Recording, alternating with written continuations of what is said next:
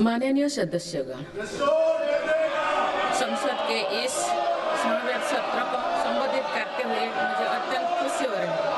बीता वर्ष भारत के तेज विकास और विरासत के उत्सव के रूप में स्मरणीय रहा है।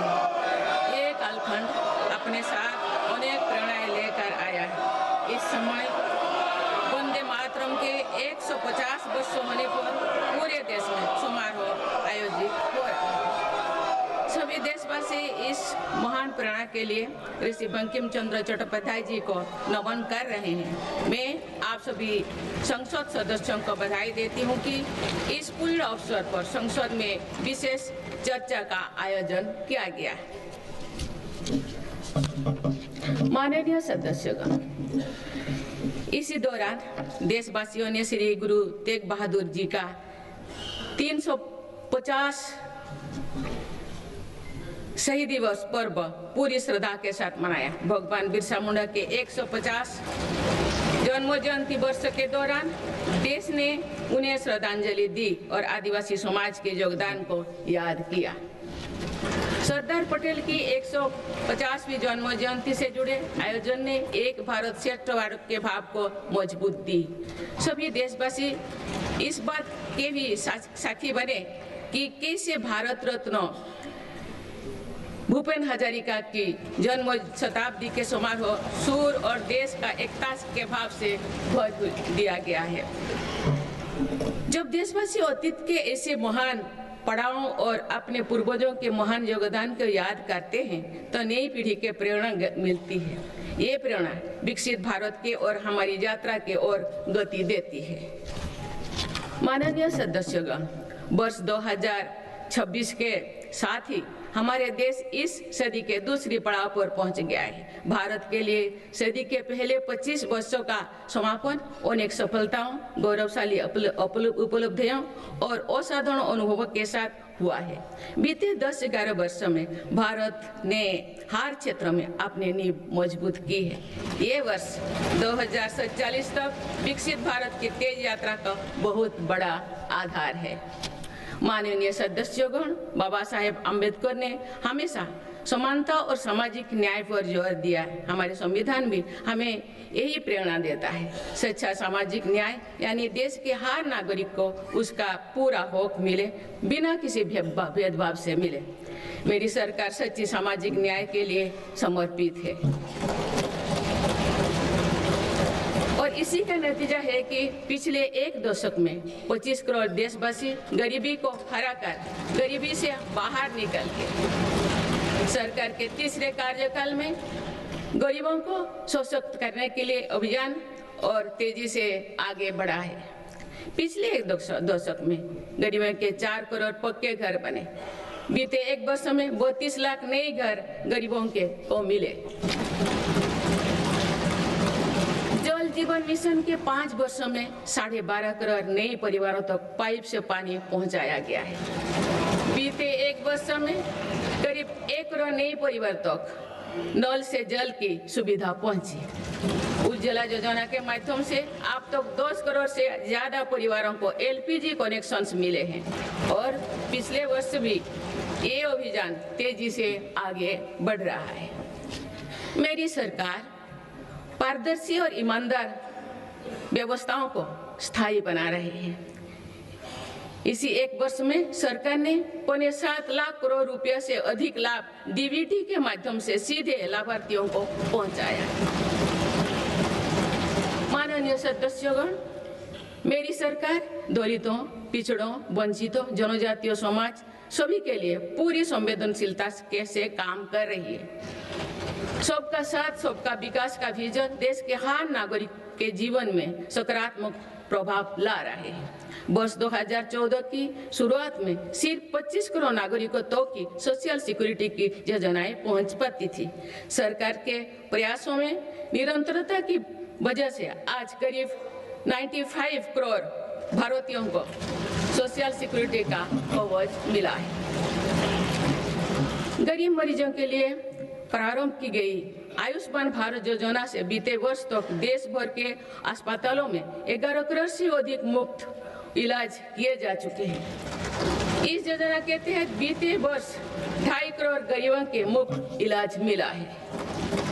बीते लगभग 1.5 वर्षों में करीब 1 करोड़ बुजुर्गों को वय वंदना कार्ड जारी किए गए हैं। इनकी मदद से करीब 8 लाख बुजुर्गों ने अस्पतालों में भर्ती रहते हुए अपना मुफ्त इलाज कराया है।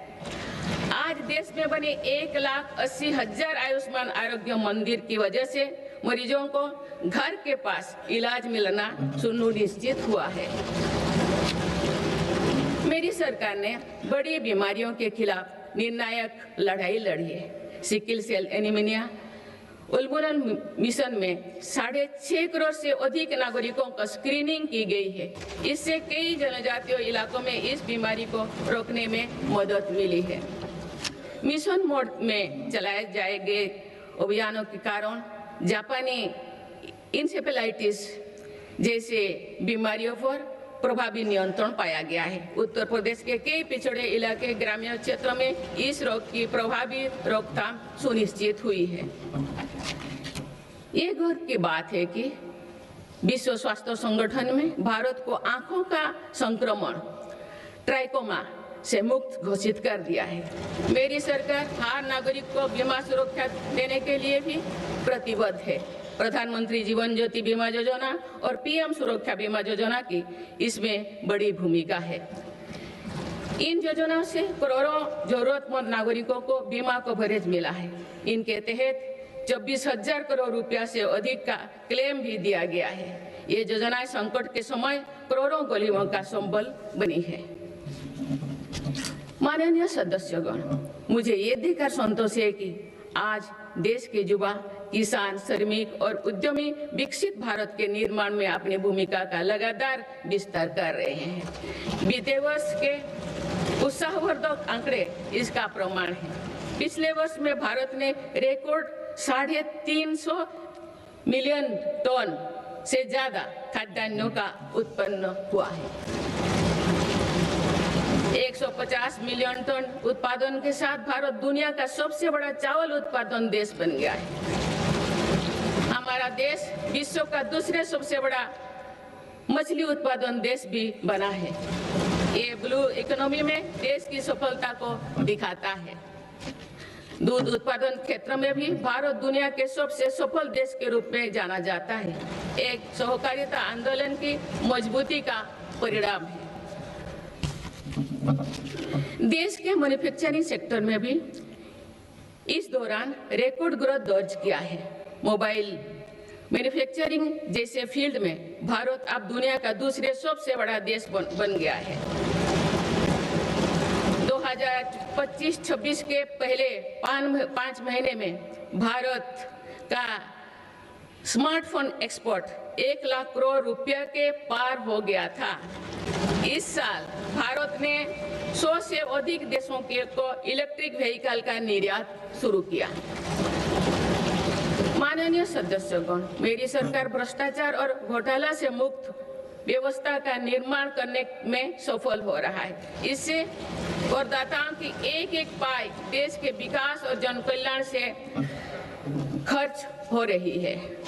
भारत आज आधुनिक इंफ्रास्ट्रक्चर पर अभूतपूर्व निवेश कर रहा है। जल, थल, नभ हर क्षेत्र में भारत की तेज गति आज विश्व में चर्चा का विषय है। अटल जी के समय पीएम ग्रामीण सड़क योजना शुरू हुई थी। बीते 1 वर्ष में भारत ने लगभग 18,000 किलोमीटर नई ग्रामीण सड़कें जोड़ी है।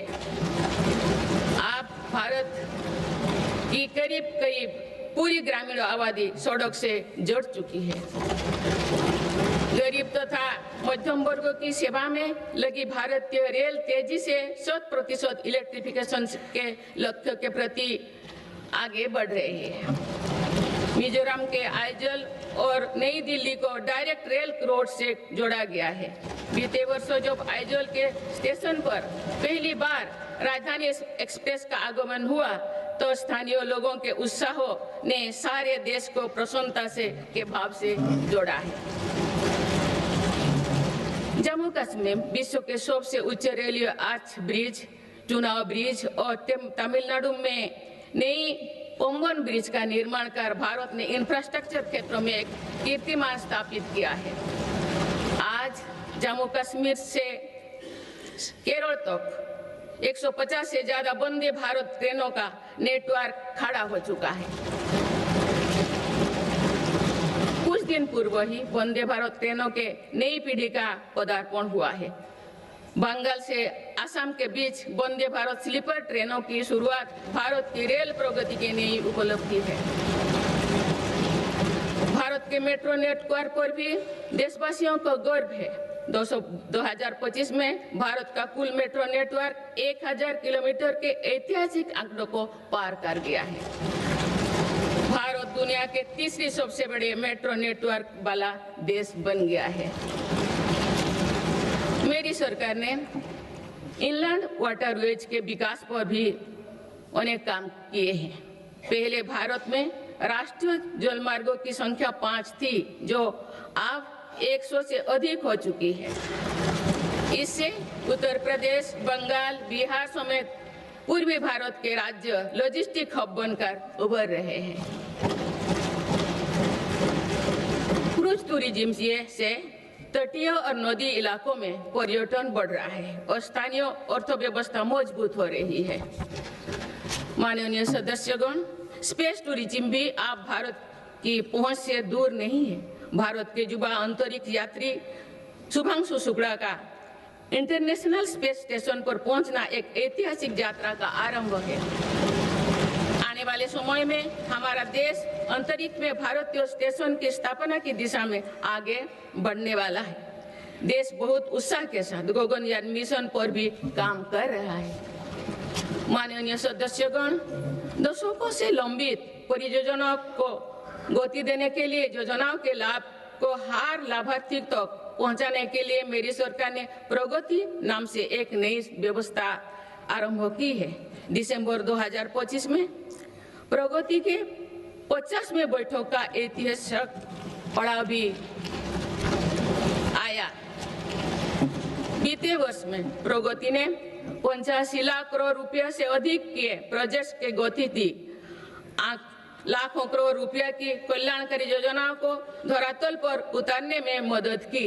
रिफॉर्म, परफॉर्म, ट्रांसफर के जिस मंत्रों को लेकर देश चल रहा है, उसकी सफलता में प्रगति की इन बैठक ने बहुत बड़ी भूमिका निभाई है।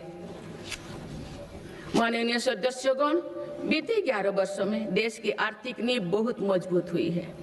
दुनिया में अनेक प्रकार के संकटों के बावजूद भारत दुनिया की फास्टेस्ट ग्रोइंग मेजर इकोनॉमी बना हुआ है। भारत ने महंगाई दर को कम रखने के अपने रिकॉर्ड को और बेहतर किया है। इसका सीधा फायदा देश के गरीब और मध्यम वर्गीय परिवारों को हो रहा है। मेरी सरकार ने नीतियों के कारण देशवासियों की आय बढ़ी है, बचत बढ़ी है और खरीद शक्ति में भी वृद्धि हुई है। अभी यूरोपियन यूनियन के साथ फ्री ट्रेड एग्रीमेंट पर जो सहमति हुई है, मैं सभी देशवासियों को इसके लिए बहुत बहुत बधाई देती हूँ। ये ऐतिहासिक कदम भारत में मैन्युफैक्चरिंग सेक्टर और सर्विस सेक्टर के गति देगा। भारत के युवाओं के लिए रोजगार के अनेक नए अवसर बनाएगा। माननीय सदस्यगण, आज मेरी सरकार रिफॉर्म्स एक्सप्रेस के पथ पर चल रही है। पुराने नियमों और प्रावधानों को भविष्य की जरूरत के हिसाब से निरंतर बदला जा रहा है। सभी ने देखा है कि कैसे जीएसटी में ऐतिहासिक नेक्स्ट जनरेशन रिफॉर्म ने देशवासियों का उत्साह से भर दिया।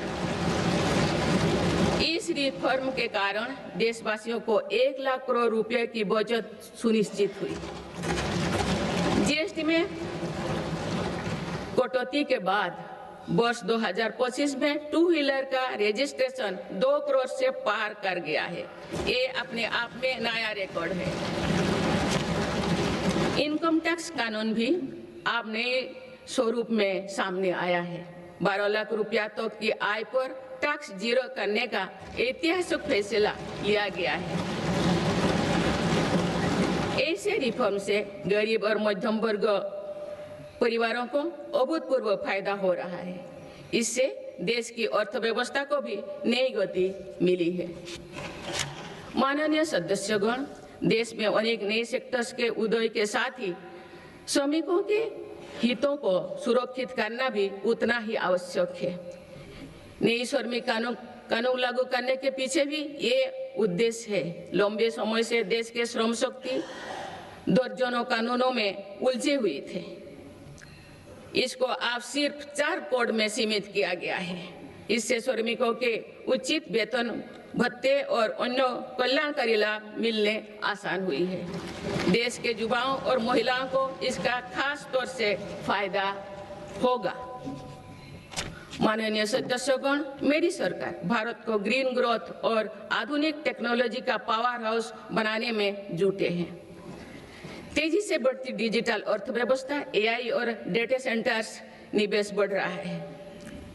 इकोनॉमी के इस नए स्वरूप के लिए अधिक ऊर्जा की भी जरूरत है। इस दिशा में परमाणु ऊर्जा की बड़ी भूमिका है। हाल ही में पारित शांति अधिनियम से 2047 तक 100 गीगावाट परमाणु ऊर्जा का लक्ष्य पाने में मदद मिलेगी। इस ऐतिहासिक रिफॉर्म के लिए मैं आप सभी का बहुत बहुत अभिनंदन करती हूँ। न्यूक्लियर के अलावा भारत सोलर पावर सेक्टर में तेजी से आगे बढ़ रहा है। पीएम सूर्यघर मुक्त बिजली योजना से देश के आम उपभोक्ता आप बिजली के उत्पादक बन रहे हैं। आप तक लगभग 20 लाख रूफटॉप सोलर सिस्टम लगाए जा चुके हैं। इससे लाखों परिवारों के घर में बिजली का उत्पादन बढ़ा है और इन परिवारों के बिजली बिल कम हुई है। इन सभी प्रयासों से भारत एक दशक के अंत तक 500 गीगावाट की रिन्यूएबल एनर्जी कैपेसिटी को लक्ष्य पर जरूर हासिल करेगा।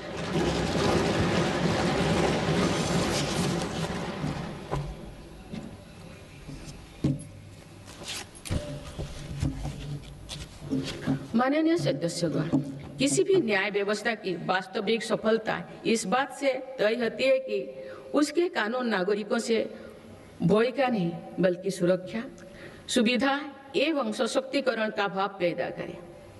इस बात को ध्यान में रखते हुए भारतीय न्याय संहिता को तेजी से लागू किया गया है। साथ ही जन विश्वास कानून का एक और संस्करण भी देश में लाया गया है। अभी तक 300 से अधिक प्रावधानों को अपराधी की श्रेणी से बाहर किया जा चुका है। विकसित भारत के संकल्पों की सिद्धि के लिए मेरी सरकार इस रिफॉर्म एक्सप्रेस की गति को निरंतर तेज करती है। माननीय सदस्यगण, आजादी के बाद भारत की प्रगति को कुछ शहरों और क्षेत्रों से ज्यादा गति मिली। भारत का एक बहुत बड़ा क्षेत्र और बहुत बड़ी आबादी ऐसे रही जिसे उचित अवसर नहीं मिल पाया।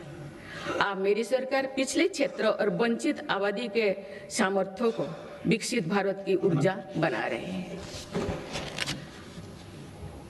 आज पूर्वोदय यानी पूर्व भारत के तेज विकास पर विशेष बल दिया जा रहा है। आज पश्चिम बंगाल और ओडिशा के समुद्री क्षेत्रों में प्रगति की नई संभावनाएं बन रही है।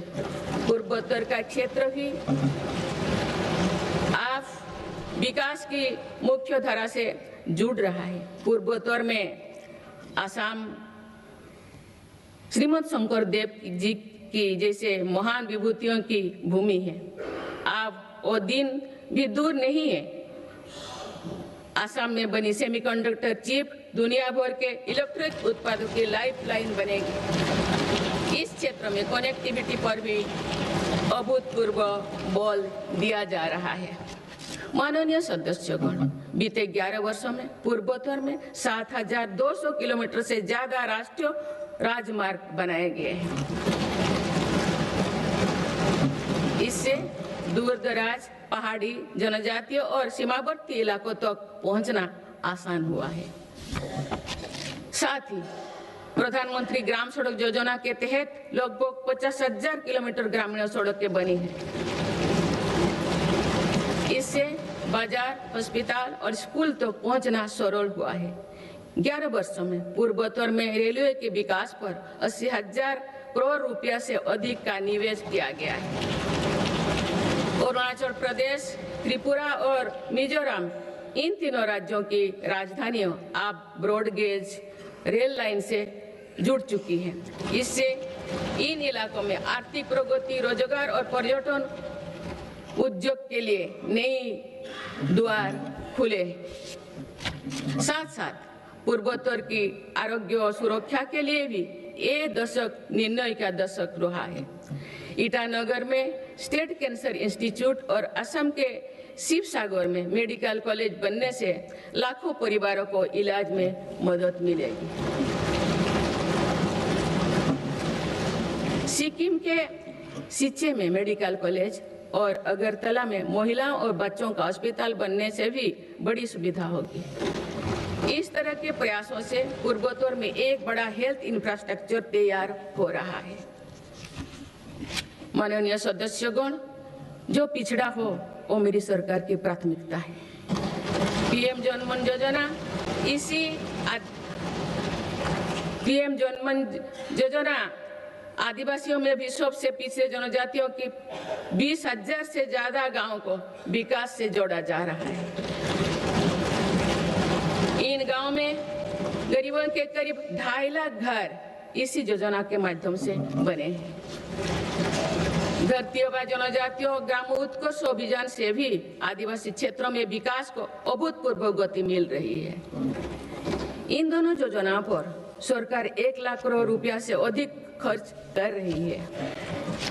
पिछले 11 वर्षों में अनुसूचित जाति के लाखों छात्रों को 42,000 करोड़ रुपए से अधिक की पोस्ट मैट्रिक छात्रवृत्ति दी गई है।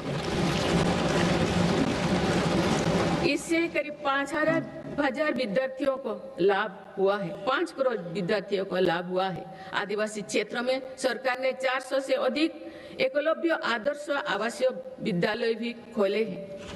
इनमें जनजातीय बच्चों को अच्छी शिक्षा और बेहतर भविष्य मिल रहा है। माननीय सदस्यगण, कृषि का महत्व समझाते हुए संत तिरुवल्लुवर ने कहा था कि समाज के लोग चाहे जिस भी काम से जुड़े हो, हर व्यक्ति का जीवन एक मेहनती किसान के परिश्रम पर निर्भर होता है। इसलिए मेरी सरकार खुशहाल किसान को विकसित भारत की पहली प्राथमिकता के रूप में देखती है। इसी भावना के साथ सरकार ने पीएम किसान सम्मान निधि जैसे योजना को शुरू किए हैं। अब तो इस योजना से किसानों को 4 लाख करोड़ रुपया से अधिक राशि सीधे उनके खाता में भेजी गई है। मेरी सरकार की सही नीतियों और प्रयासों से आज देश के कृषि उत्पादन तेजी से बढ़ रहा है। वर्ष 2024-25 में खाद्यान्नों और बागवानी की फसलों में रिकॉर्ड उत्पादन हुआ है।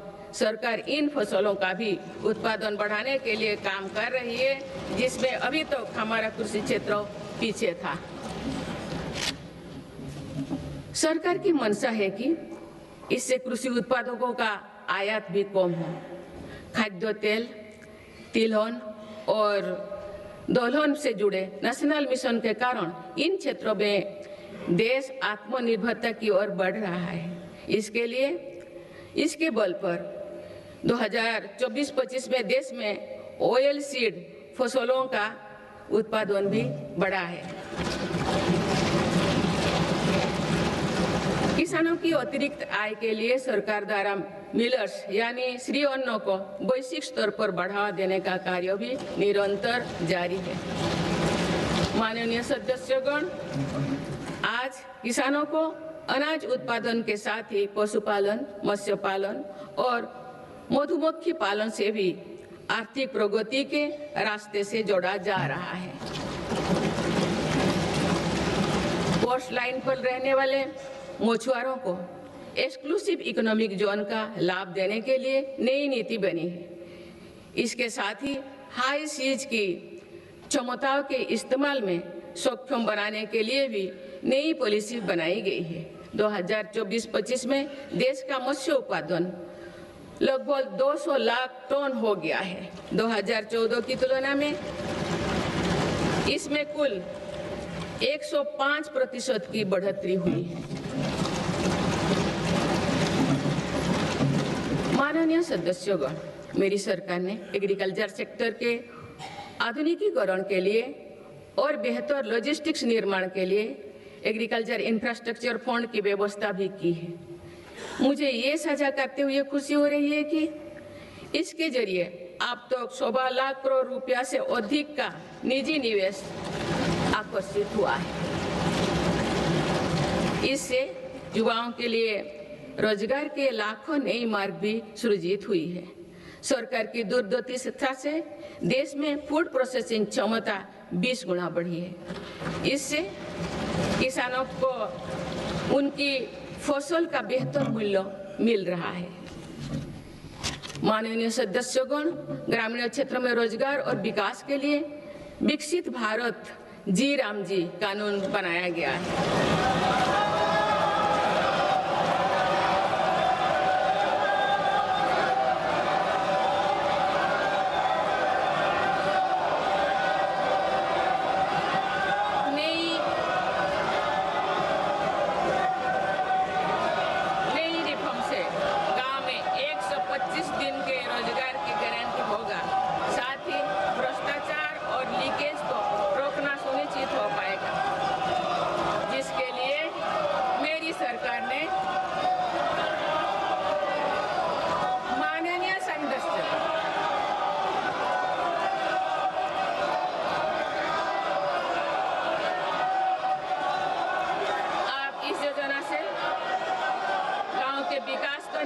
मिलेगी और किसान, पशुपालन और मछुआरे साथियों के लिए नई सुविधाएं निर्मित होगी।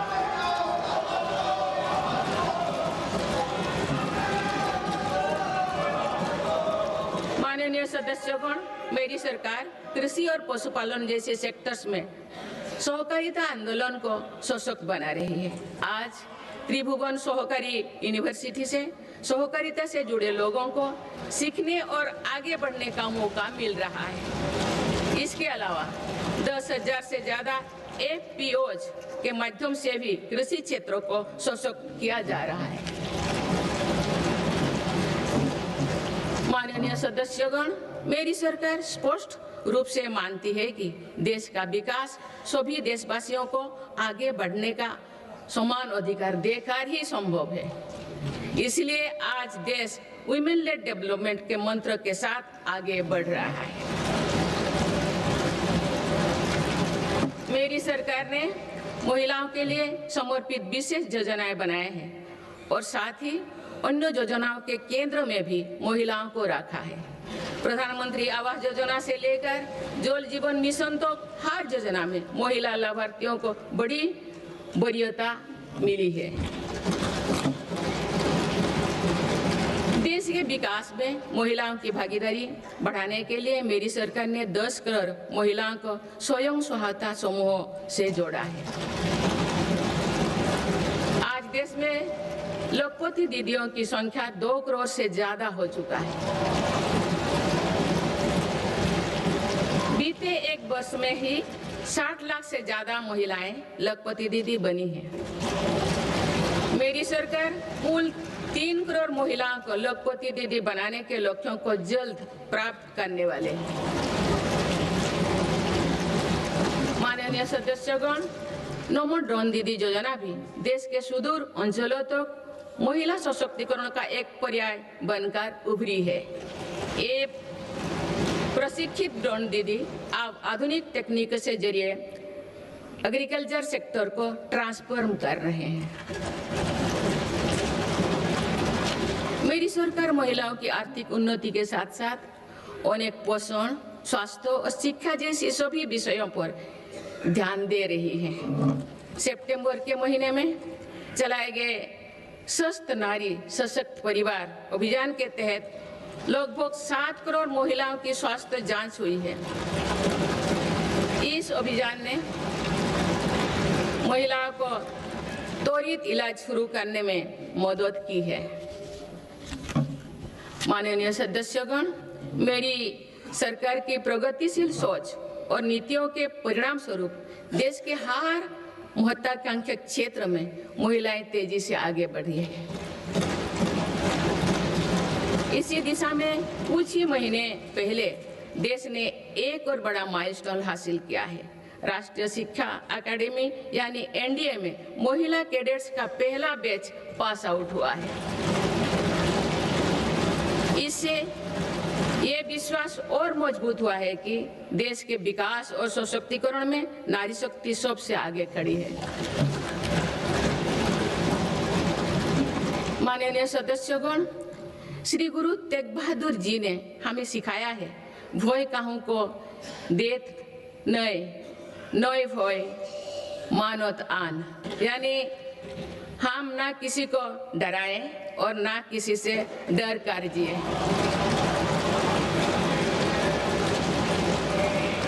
इसी निडर मन से, इसी भावना से देश की सुरक्षा सुनिश्चित कर सकते हैं। भारत ने सिद्ध किया है कि शक्ति का प्रयोग उत्तरदायित्व और विवेक के साथ किया जा सकता है। ऑपरेशन सिंदूर से विश्व ने भारतीय सेना का शौर्य और पराक्रम देखा। हमारे देश ने अपने संसाधनों के बल पर आतंकियों के अड्डे को ध्वस्त कर दिया है। मेरी सरकार ने कड़ा संदेश दिया है कि भारत पर किसी भी आतंकी हमले का जवाब दृढ़ और निर्णायक होगा। सिद्धू जल समझौते को स्थगित किया जाना भी आतंकवाद के विरुद्ध हमारी लड़ाई का हिस्सा है। देश की रक्षा व्यवस्था को और मजबूत बनाने के लिए मिशन सुदर्शन चक्र पर भी काम हो रहा है। माननीय सदस्यगण, मेरी सरकार की नीतियों के अनुरूप सुरक्षा बलों ने माओवादी आतंक पर भी निर्णायक कार्रवाई की है। वर्षों तक देश के 126 जिलों में असुरक्षा, भय और अविश्वास का वातावरण था। माओवादी विचारधारा ने कई पीढ़ियों का भविष्य अंधकार में डाल दिया। इसका सबसे ज्यादा नुकसान हमारे युवाओं, आदिवासी और दलित भाई बहनों को हुआ। आज माओवादी आतंक की चुनौती 126 जिलों से घटकर 8 जिलों तक सीमित हो गए हैं। इनमें भी 3 जिले ही ऐसे हैं जो गंभीर रूप से प्रभावित हैं। इस एक साल में माओवादी से जुड़े लगभग 2000 लोगों ने आत्मसमर्पण किया है। इससे लाखों नागरिकों के जीवन में शांति लौटी है। माओवादी से प्रभावित रहे इलाकों में परिवर्तन को आज पूरे देश देख रहा है। बीजापुर के एक गांव में 26 साल बाद बस पहुंची तो लोगों ने किसी उत्सव की तरह खुशी मनाई।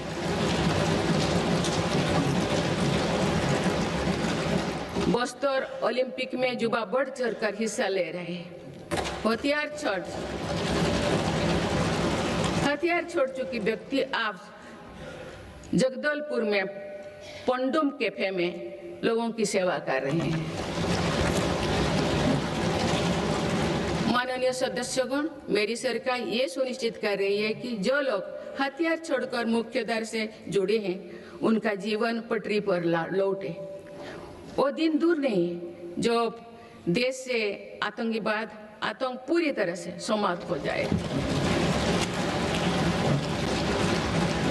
माननीय सदस्यगण, गुरुदेव रविंद्रनाथ टैगोर ने कहा था कि आजादी तब तक अधूरी है जब तक आत्मनिर्भरता का जीवन ना जिया जाए। मेरी सरकार भारत को आत्मनिर्भर बनाने की दिशा में निरंतर और ठोस प्रयास कर रहे हैं। आज मेक इन इंडिया के विजन के साथ बने उत्पाद दुनिया के अलग अलग बाजारों तक पहुंच रही है। स्वदेशी को लेकर भी देशवासियों में बहुत उत्साह है। माननीय सदस्यगण, पीएलआई योजना से अभी तक लगभग 2 लाख करोड़ रुपया का निवेश आकर्षित हुआ है। साथ ही 17 लाख करोड़ रुपए से अधिक का उत्पादन हुआ है। भारत का इलेक्ट्रॉनिक सेक्टर अभूतपूर्व गति से विकास कर रहा है। बीते 11 वर्षों में इलेक्ट्रॉनिक्स प्रोडक्शन में 6 गुना वृद्धि हुई है। आज ये 11 लाख करोड़ रुपया का हो चुका है। वर्ष 2025 में भारत का डिफेंस प्रोडक्शन 1.5 लाख करोड़ रुपया से पार हो चुका है और डिफेंस एक्सपोर्ट भी रिकॉर्ड 23,000 करोड़ रुपया से ऊपर चल गया है। ऑपरेशन सिंदूर के बाद made in India defence platform पर भरोसा मजबूत हुआ है। माननीय सदस्यगण, निवेश और निर्यात के मामले में भारत की वैश्विक हिस्सेदारी निरंतर बढ़ रही है।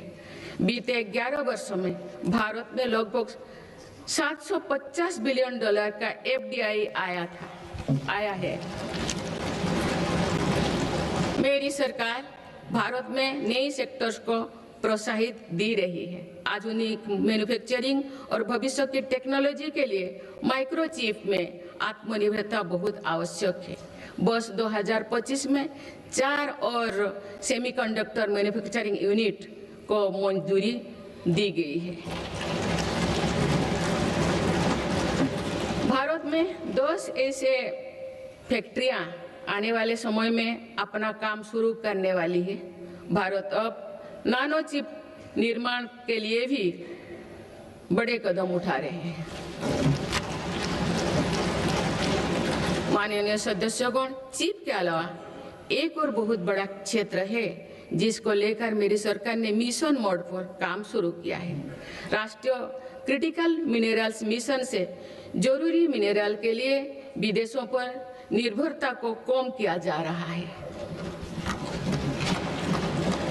माननीय सदस्यगण, अतीत में भारत समुद्री व्यापार की एक महाशक्ति हुआ करता था, लेकिन गुलामी के बाद दशकों की उपेक्षा के कारण आज भारत का 95% व्यापार विदेशी जहाजों पर होता है। इस पर हर वर्ष 6 लाख करोड़ रुपया से अधिक खर्च होते हैं। मेरी सरकार इस स्थिति से देश को बाहर निकालने में जुटी है। शिपिंग सेक्टर के लिए सरकार ने करीब 70,000 करोड़ रुपया का ऐतिहासिक पैकेज घोषित किया है। बड़े जहाजों को इंफ्रास्ट्रक्चर का स्टेटस दिया गया है। इतना ही नहीं, शिपिंग से जुड़ी पुराने कानूनों को भी वर्तमान जरूरतों के हिसाब से बदला गया है।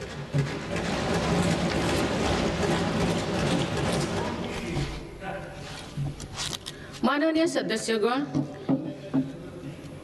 केरल के महान संत श्री नारायण गुरु कहते थे, शिक्षा से ज्ञान प्राप्त करो और संगठन से शक्तिशाली बनो। क्योंकि एक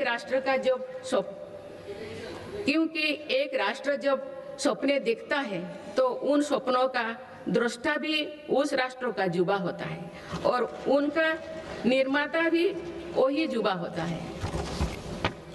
आपको ये जानकर खुशी होगी कि बीते 11 वर्षों में के दौरान देश में सिर्फ इलेक्ट्रॉनिक मैन्युफैक्चरिंग सेक्टर में 25 लाख से अधिक नई रोजगार सृजित हुई है। मेरी सरकार की नीतियों के कारण आज देश में कई नए सेक्टर्स का भी उदय हो रहा है। Semiconductor, green energy, green hydrogen जैसे इन क्षेत्रों में नए रोजगार बन रहे हैं। माननीय सदस्यगण, मेरी सरकार ने बीते वर्षों में आधुनिक इंफ्रास्ट्रक्चर के निर्माण पर 50 लाख करोड़ से अधिक राशि खर्च की है। इंफ्रास्ट्रक्चर पर हुई इस निवेश ने युवाओं के लिए बड़ी संख्या में रोजगार का निर्माण किया है। माननीय सदस्यगण, आज भारत के युवा मन में हम एक और सकारात्मक बदलाव देख रहे हैं। देश का युवा आत्मनिर्भर भारत, स्वदेशी और मेक इन इंडिया को अपनी जिम्मेदारी मान रहे हैं। मुद्रा योजना जैसे प्रयास इन युवाओं में उद्यमिता और स्वरोजगार की भावना को बढ़ावा दे रहे हैं। इस स्कीम के तहत अभी तक 38 लाख करोड़ रुपया से अधिक का फंड छोटे छोटे उद्यमियों को मिला है। करीब 12 करोड़ से अधिक लोन पहली बार स्वरोजगार शुरू करने के लिए दिए गए हैं। इसी तरह पीएम विश्वकर्मा योजना के तहत देश के 20 लाख से अधिक कारीगरों को ट्रेनिंग और बैंक से मदद दी जा रही है। पीएम स्वनिधि योजना के तहत भी रेहड़ी फुटपाथ पर काम करने वाले 72 लाख लोगों को 16,000 करोड़ रुपया की मदद मिल चुकी है। माननीय सदस्यगण, अभी हाल ही में स्टार्टअप इंडिया प्रोग्राम ने अपने 10 लाख पूरे किए हैं। इन 10 साल पूरे किए हैं। इन 10 वर्षों में भारत दुनिया का तीसरा बड़ा स्टार्टअप इकोसिस्टम बन गया है। एक दशक पहले तक देश में 500 से भी कम स्टार्टअप थे। आज देश में लगभग 2 लाख स्टार्टअप पंजीकृत हो चुके हैं। पिछले साल ही करीब 50,000 नए स्टार्टअप्स पंजीकृत हुई है। हमारे स्टार्टअप नेटवर्क में 20 लाख से अधिक युवा काम कर रहे हैं। इन स्टार्टअप्स में से 45% में कम से कम एक डायरेक्टर महिला है। माननीय सदस्यगण, बीते एक वर्ष में विभिन्न रोजगार मेले के माध्यम से मेरी सरकार ने लाखों युवाओं को पक्की नौकरी दी है। प्राइवेट सेक्टर में भी 1 लाख करोड़ रुपए के बजट की प्रधानमंत्री विकसित भारत रोजगार योजना लागू की गई है। इसके तहत 3.5 करोड़ नए रोजगार सृजित किए जा रहे हैं। मेरी सरकार के प्रयासों से आईटी सर्विस, इलेक्ट्रॉनिक्स मैन्युफैक्चरिंग और ग्लोबल कैपेबिलिटी सेंटर्स में भी 1 करोड़ से अधिक युवाओं को रोजगार मिला है। माननीय सदस्यगण, बीते वर्ष देश में 1 लाख से ज्यादा मोबाइल टावर्स के जरिए 4G और 5G नेटवर्क को देश के कोने कोने तक पहुंचाया गया है। डिजिटल इंडिया के विस्तार ने भारत को हजारों करोड़ की क्रिएटिव इकोनॉमी के एक बड़े ग्लोबल सेंटर के रूप में पहुंचाना दी गई है। क्रिएटिव इकोनॉमी को और गति देने के लिए मेरी सरकार ने वेब्स का नया प्लेटफॉर्म भी बनाया है। माननीय सदस्यगण, आज टेक्नोलॉजी तेजी से बदल रही है। इसके कारण जॉब्स का नेचर भी तेजी से बदलता जा रहा है। इसलिए नेशनल एजुकेशन पॉलिसी को वर्तमान और भविष्य की जरूरतों के हिसाब से तैयार किया गया है। आज स्कूल के स्तर में से भी बच्चों में टेक्नोलॉजी और इनोवेशन का माइंडसेट बनाया जा रहा है। इससे अटल इनोवेशन मिशन प्रभावी काम कर रहे हैं। अभी तक देश भर में 1 करोड़ से अधिक विद्यार्थियों को अटल टिंकरिंग लैब्स का लाभ मिल चुका है। इसके अलावा राष्ट्रीय अनुसंधान फाउंडेशन के माध्यम से भी रिसर्च और डेवलपमेंट के कल्चर को गति मिल रही है। माननीय सदस्यगण, देश के आईटीआई नेटवर्क को अपग्रेड करने के लिए 1000 आईटीआई को फ्यूचर रेडी बनाया जा रहा है। इस पर पीएम सेतु योजना के तहत 60,000 करोड़ रुपया खर्च किए जा चुके हैं। मेरी सरकार आधुनिक टेक्नोलॉजी के लिए एक इंडस्ट्री रेडी वर्कफोर्स तैयार कर रही है। अब तक 60,000 युवाओं को सेमीकंडक्टर उद्योग के लिए प्रशिक्षित किया जा चुका है। 10 लाख युवाओं को एआई के क्षेत्र में प्रशिक्षण दिया जा रहा है। माननीय सदस्यगण, आज एआई के दुरुपयोग से पैदा हो रहे क्षेत्र के विषय में गंभीर होना बहुत आवश्यक है।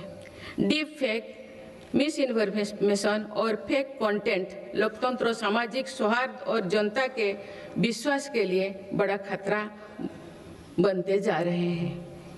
इस गंभीर विषय पर आप सभी को मिलकर विचार करना चाहिए। माननीय सदस्यगण, भारत के युवाओं और मेरी सरकार के साझा प्रयासों से देश में खेलों का भी अभूतपूर्व विकास हो रहा है।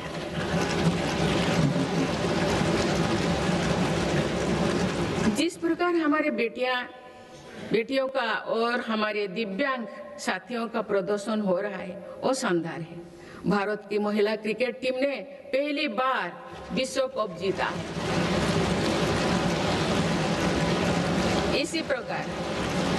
इसी प्रकार ब्लाइंड वुमेन क्रिकेट टीम ने भी वर्ल्ड कप जीता। मैं अपनी बेटियों को बहुत बहुत शुभकामनाएं देती हूँ। इसी तरह आगे बढ़ते रहे। माननीय सदस्यगण, बीते दशक में भारत में खेल से जुड़े हर व्यवस्था में रिफॉर्म किए गए हैं। मेरी सरकार ने खेलो भारत नीति बनाए हैं और खेलों से जुड़े संस्थानों को पारदर्शी बनाया जा रहा है। हमारी तैयारियां और आत्मविश्वास का परिणाम है कि भारत को 2030 कॉमनवेल्थ गेम्स की मेजबानी का दायित्व दिया जा रहा है। आप सबको सहयोग करना है। मुझे विश्वास है कि देश की एक समर्थ युवा शक्ति विकसित भारत के निर्माण में निर्णायक भूमिका निभाएगी। मेरी सरकार ने देश की युवा शक्ति को राष्ट्र चिंतन से जोड़ने के लिए Viksit Bharat young leaders dialogue platform भी शुरू किया है। इस वर्ष इस मंच से करीब 50 लाख नौजवानों ने रजिस्ट्रेशन किया। अभी तक माई भारत संगठन से भी करीब 2 करोड़ युवा जुड़ चुके हैं। माननीय सदस्यगण, आप सब जानते हैं कि इस समय विश्व एक कठिन कालखंड से गुजर रहा है। लंबे समय से चले आ रहे वैश्विक समीकरण भी आज बदल रहे हैं। युद्ध की अनिश्चितताओं ने भी वैश्विक स्थिरता और वैश्विक अर्थव्यवस्था को संकट में डाल रखा है। इन सब परिस्थितियों के बीच भी भारत तेज गति से विकास के राह पर आगे बढ़ रहा है। भारत की इस सफलता के पीछे मेरी सरकार की संतुलित विदेश नीति और दूरगामी सोच की बड़ी भूमिका है। माननीय सदस्यगण, वर्तमान की जटिल वैश्विक परिस्थितियों में भारत विश्व में एक सेतु की भूमिका निभा रहा है। युद्धरत देश भी महत्वपूर्ण मुद्दों को लेकर भारत पर अपना भरोसा व्यक्त करते हैं। ये संतोष की बात है कि भारत ने संतुलन, निष्पक्षता और मानवीय दृष्टिकोण को प्राथमिकता दी है। इनके बाद भी इंडिया फर्स्ट के संकल्प को अटल बनाए रखा। माननीय सदस्यगण, भारत ने पूरे विश्व में ग्लोबल साउथ की आवाज को और मुखरता से तेज किया है। इनमें अफ्रीका और लैटिन अमेरिका सहित ऐसे सभी भूभागों में नई पार्टनरशिप्स बनाए हैं और पुराने संबंधों को मजबूती दी है। भारत ने बिम्स्टेक, G20, ब्रिक्स, एससीओ और अन्य अंतर्राष्ट्रीय मंचों पर अपनी उपस्थिति को भी लगातार मजबूत बनाया है। माननीय सदस्यगण, भारत का हमेशा ये मानना रहा है कि ग्लोबल पॉलिटिक्स और कोऑपरेशन का अंतिम ध्येय मानवता की सेवा होना चाहिए। देश ने अपने एक्शन से इसके प्रेरणादायक उदाहरण भी पेश किए हैं। Latin America, south east Asia, Pacific islands और पड़ोसी देशों में संकट के समय आगे आकर हर संभव सहायता पहुंचाए।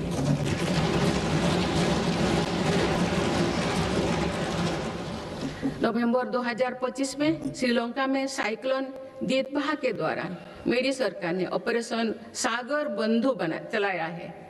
हमारे देश ने म्यांमार और अफगानिस्तान में भी फास्ट रेस्पॉन्डर की भूमिका निभाई है।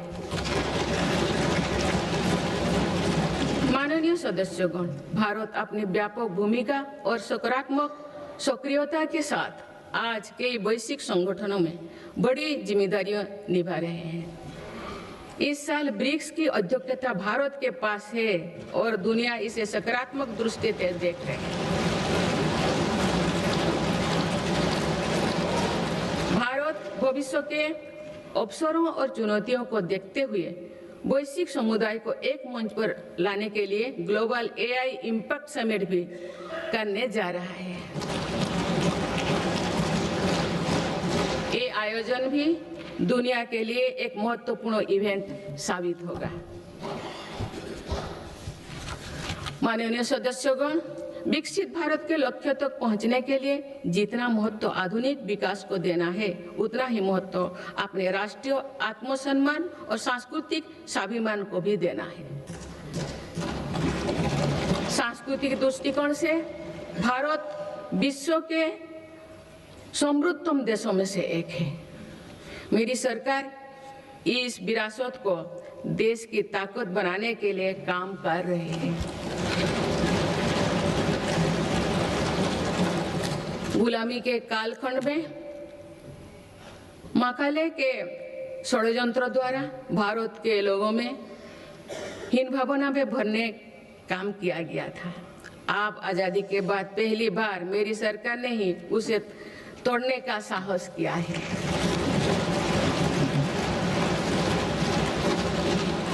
माननीय सदस्यगण, आज देश अपनी सांस्कृतिक धरोहर को सहेजने और संवारने के लिए हर मोर्चों पर काम कर रहा है। इसी दिशा में मेरी सरकार के प्रयासों से 100 वर्षों बाद भगवान बुद्ध के पवित्र अवशेष वापस भारत लौटे।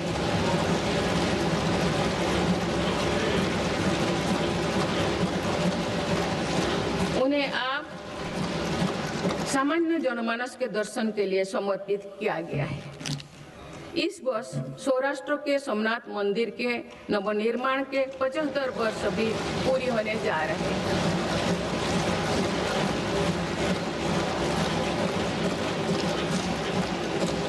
सोमनाथ मंदिर पर हुए आक्रमण के बाद 1000 वर्षों की यात्रा भारत की धार्मिक निष्ठा, समानता, संस्कृति और चिरस्थायी का प्रतीक है। इस अवसर पर जिस उत्साह से देश भर के लोगों ने सोमनाथ स्वाभिमान पर्व में हिस्सा लिए हैं, वो अतुलनीय है।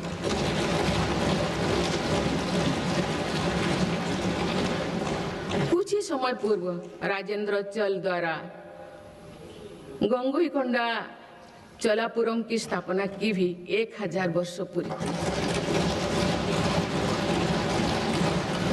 इस अवसर ने भी करोड़ों देशवासियों को अपनी अतीत को गर्व करने का मौका दिया गया है। माननीय सदस्यगण, हमारा भारत प्राचीन ज्ञान विज्ञान का केंद्र रहा है। ये ज्ञान विज्ञान प्राचीन पांडुलिपियों के रूप में हजारों वर्षों से पीढ़ी दर पीढ़ी सुरक्षित होता आया, परंतु विदेशी आक्रमणों और आजादी के बाद की उपेक्षा के कारण इस संपदा को बड़ा नुकसान हुआ है। आप मेरी सरकार इस ज्ञान भंडार का संरक्षण करने जा रहे हैं।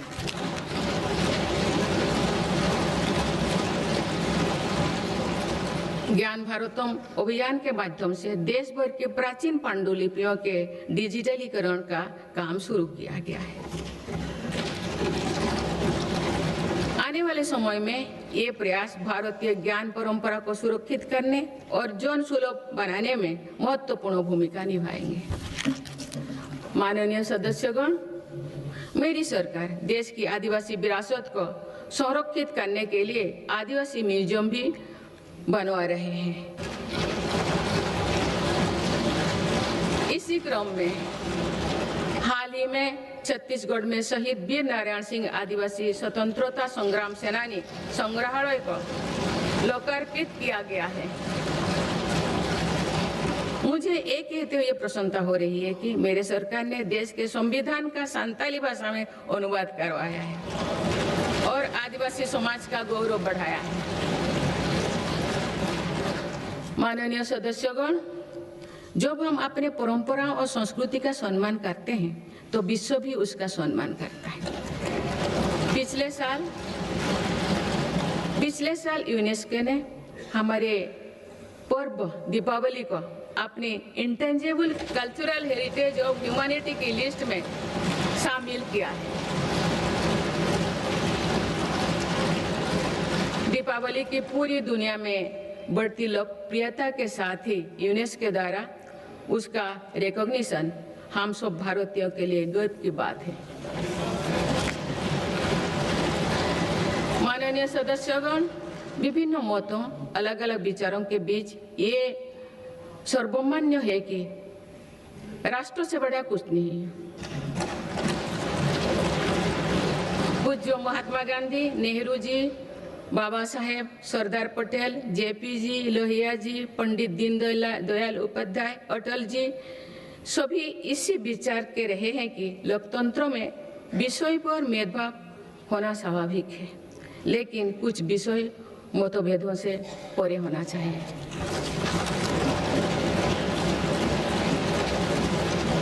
विकसित भारत का संकल्प, भारत की सुरक्षा, आत्मनिर्भरता, स्वदेशी का अभियान, एकता के लिए प्रयास, स्वच्छता, राष्ट्र से जुड़े ऐसे विषयों पर सांसदों को एकमत होना ही चाहिए।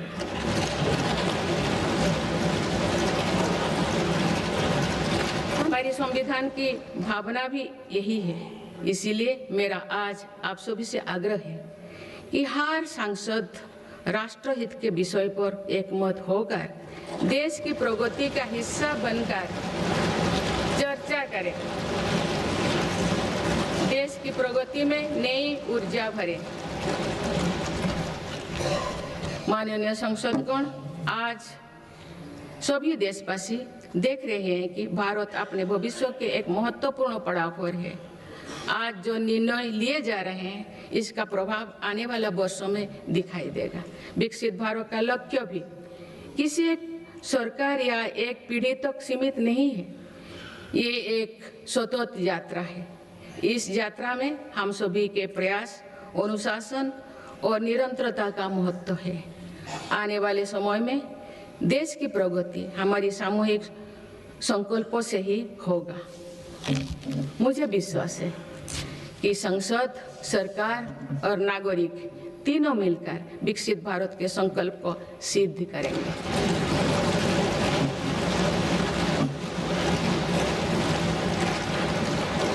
हम भारतवासी राष्ट्रहित को सर्वोपरि रखते हुए संवैधानिक मूल्यों के साथ आगे बढ़ेंगे। सभी देशवासी अपने कर्तव्यों का निर्वहन राष्ट्रहित, राष्ट्र कल्याण में करेंगे। इसी विश्वास के साथ मैं सभी सांसदों को एक सफल और सार्थक सत्र के लिए बहुत बहुत शुभकामनाएं देती हूँ। धन्यवाद। जय हिंद, जय भारत।